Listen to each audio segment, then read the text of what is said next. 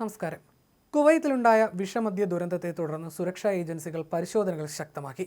ഫഹാഹിൽ പ്രദേശം കേന്ദ്രീകരിച്ച് ഒരു നേപ്പാളി സ്ത്രീ നടത്തിയിരുന്ന അനധികൃത മദ്യനിർമ്മാണ കേന്ദ്രത്തിൽ അഹമ്മദി സുരക്ഷാ ഉദ്യോഗസ്ഥർ മിന്നൽ റെയ്ഡ് നടത്തി. മദ്യനിർമ്മാണത്തിനുള്ള ഉപകരണങ്ങളും അസംസ്കൃത വസ്തുക്കളും പിടിച്ചെടുത്തു. ഇതോടൊപ്പം അബു ഖലീഫയിൽ അനധികൃതമായി മദ്യം വിതരണം ചെയ്തതിന് ഒരു സംഘം ഇന്ത്യൻ പ്രവാസികളെയും അറസ്റ്റ് ചെയ്തു. ഇവരെ തുടർ നടപടികൾക്കായി ബന്ധപ്പെട്ട വകുപ്പുകൾക്ക് കൈമാറി. കഴിഞ്ഞ ആഴ്ച മുതലാണ് മെഥനോൾ കലർന്ന അനധികൃത മദ്യം കഴിച്ചതിനെ തുടർന്ന് നിരവധി പേർക്ക് വിഷബാധയേറ്റത്. ഈ ദുരന്തത്തിൽ ഇന്ത്യ, നേപ്പാൾ, ശ്രീലങ്ക, ബംഗ്ലാദേശ് എന്നിവിടങ്ങളിൽ നിന്നുള്ള ഏഷ്യൻ പ്രവാസികൾ ഉൾപ്പെടെ 23 പേർ മരിച്ചു. 160-ലധികം പേരെ ഗുരുതരാവസ്ഥയിൽ ആശുപത്രിയിൽ പ്രവേശിപ്പിച്ചിട്ടുണ്ട്.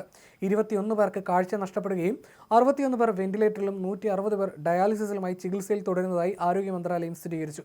പലരുടെയും നില ഗുരുതരമായതിനാൽ മരണസംഖ്യ ഇനിയും ഉയരാൻ സാധ്യതയുണ്ടെന്ന് മുന്നറിയിപ്പ് ലഭിച്ചിട്ടുണ്ട്. ദുരന്തത്തിൽ നിരവധി മലയാളികളും മരണപ്പെട്ടതായി റിപ്പോർട്ടുകളുണ്ട്.